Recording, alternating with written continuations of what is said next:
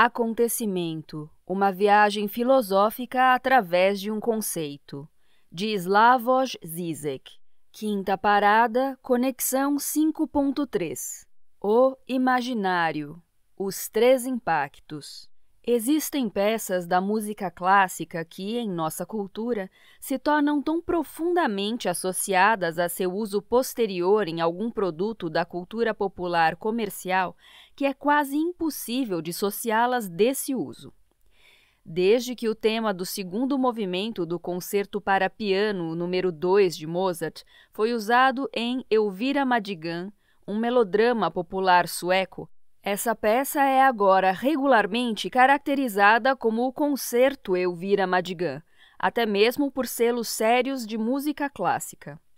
Mas e se, em lugar de explodir de raiva contra esse fetichismo musical comercializado, fizermos uma exceção e confessarmos abertamente o prazer culpado de fruir uma peça musical que é, em si mesma, sem valor e deve todo o seu interesse à maneira como tem sido usada num produto da cultura popular? Meu candidato favorito é a cantata Storm Clouds, do filme de Hitchcock, O Homem que Sabia Demais, composta por Arthur Benjamin, especialmente para a cena decisiva no Royal Albert Hall. Embora a cantata seja uma peça bastante ridícula do kitsch romântico tardio, não é tão desprovida de interesse quanto se poderia pensar. A letra de D.B. Wyndham Lewis já merece atenção. Citação: There came a whispered terror on the breeze, and the dark forest shook, and on the trembling trees came the nameless fear.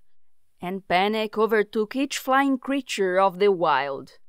And when they all had fled, yet stood the trees around those heads, screaming. The night birds wheeled and shot away, finding release from that which drove them onward like their prey. The storm clouds broke and drowned the dying moon. The storm clouds broke, finding release. Nota, em tradução livre. Com a brisa, veio um terror sussurrando, e a floresta escura tremeu. E sobre as árvores balouçantes veio medo sem nome, e o pânico tomou cada criatura voadora da região selvagem, e quando todos haviam fugido, ainda ficaram as árvores, em torno de cujas copas, gritando, os pássaros noturnos circulavam e partiam como um raio. Percebendo-se livres daquilo que os impelia como sua presa, as nuvens carregadas dissiparam-se e engolfaram a lua que se punha. As nuvens carregadas dissiparam-se, percebendo-se livres. Fim da nota do tradutor. Não seria esse um mini-cenário do que Gilles Deleuze chamou de acontecimento-emoção abstrato?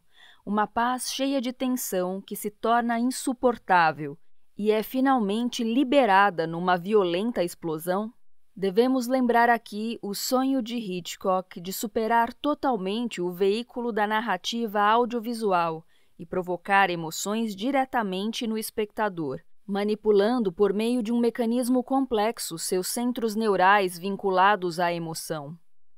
Falando em termos platônicos, Psicose não é realmente um filme sobre pessoas patológicas ou aterrorizadas, mas sobre a ideia abstrata de terror, que é representada em indivíduos concretos e seus infortúnios. Da mesma forma, a música da cantata Storm Clouds não ilustra a letra de Wyndham Lewis, muito menos se refere à narrativa cinematográfica. Pelo contrário, ela interpreta diretamente o acontecimento-emoção. Esse acontecimento é imaginário no sentido estritamente lacaniano. Ele flutua à distância de seu suporte material, o qual o representa e o produz, na frágil esfera de superfície entre o ser e o não ser. Em Lógica do Sentido, Gilles Deleuze transforma o dualismo de Platão das ideias eternas e suas imitações na realidade sensível no dualismo dos corpos sólidos, materiais, e da superfície pura impassível do sentido, o fluxo do devir que deve ser situado na própria fronteira entre o ser e o não ser. Sentidos são superfícies que não existem, apenas subsistem. Abre aspas. Não são coisas ou fatos, mas acontecimentos. Não podemos dizer que existam, apenas que subsistem ou sobrevivem, tendo esse mínimo de ser que é adequado ao que não é uma coisa, uma entidade inexistente. Fecha aspas. Nota: Gilles Deleuze, The Logic of Sense, Nova York, Columbia University Press, 1990, página 5. Fim da nota.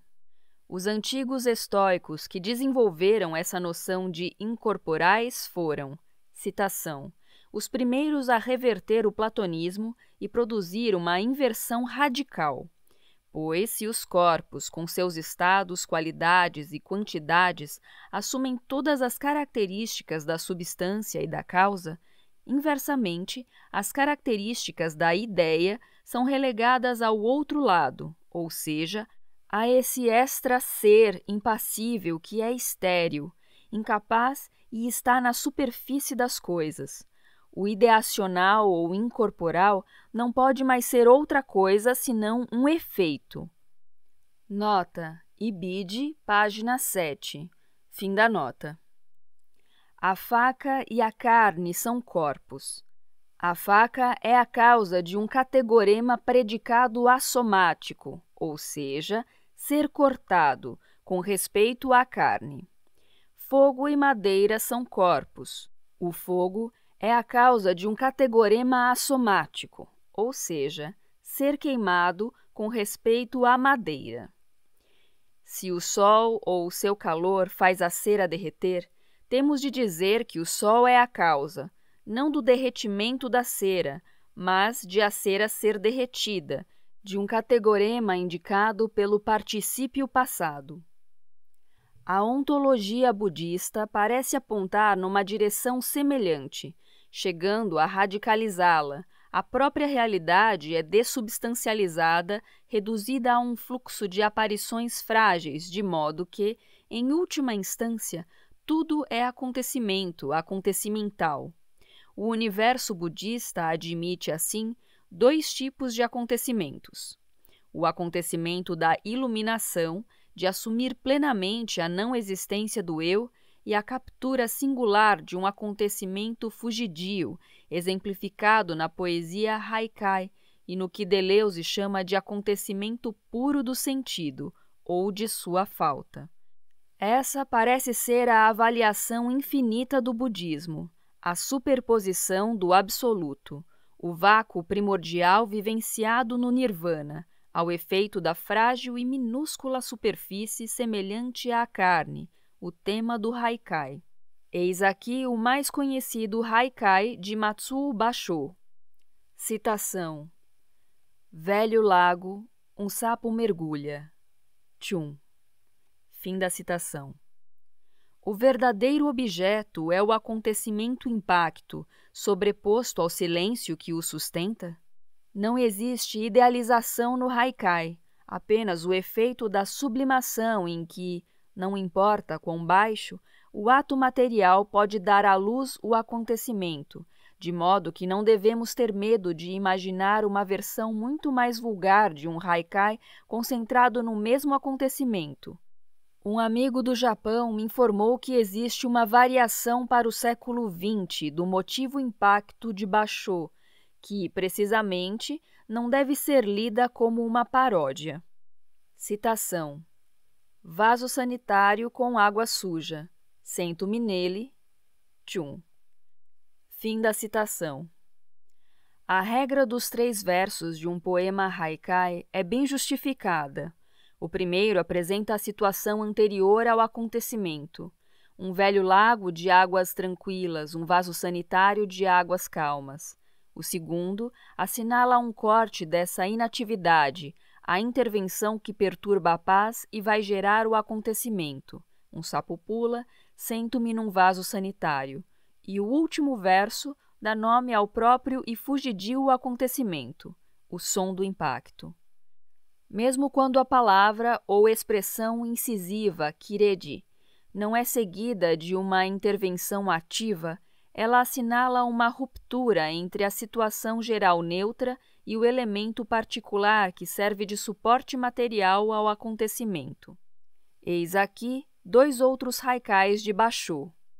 Citação: Primavera, um morro sem nome, oculto pela neblina da manhã. Princípio do outono, o mar e o arrozal esmeralda, ambos o mesmo verde. Fim da citação. O objeto aqui é primeiramente a neblina matinal, depois a cor verde. Objeto não como substância, mas como acontecimento, como um puro efeito estéril que excede sua causa, a qual, como vimos, pode ser tão facilmente vulgar quanto sublime. Nesse efeito imaterial e fugidio quase nada da aparição pura se alterna com a eternidade, o movimento se alterna com a calmaria, o barulho ao silêncio eterno, um movimento singular do sentido alterna-se com o absurdo. É a forma zen de dizer o espírito é um osso. Entretanto, essa suspensão da realidade corpórea é profundamente ambígua. Pode também funcionar como uma tela, ofuscando as consequências horripilantes de nossos atos. Relembremos o título do perene best-seller da filosofia New Age: Zen e a arte da manutenção de motocicletas. Nota: ver Robert Pirsig, Zen and the Art of Motorcycle Maintenance, Nova York, Bantam, 1994, publicado pela primeira vez em 1977. Fim da nota. Zen e a arte da manutenção de motocicletas de Robert Pirsig. Pode-se facilmente imaginar uma série de variações sobre o mesmo tema, Zen e a arte da performance sexual ou do sucesso nos negócios, até Zen e a arte da guerra amigável. Com efeito, dentro da atitude Zen, o guerreiro não age mais como pessoa, é profundamente dessubjetivizado, ou, como disse um dos principais responsáveis pela difusão do Zen no Ocidente, D.T. Suzuki, abre aspas, realmente não é ele, mas a própria espada que executa o homicídio. Ele não desejava ferir ninguém, mas o inimigo aparece e torna a si mesmo uma vítima. É como se a espada cumprisse automaticamente sua função de justiça, que é a função da misericórdia. Fecha aspas. Nota: citação de Brian Victoria, Zen at War, Nova York, Heather Hilt, 1998, página 110. Fim da citação.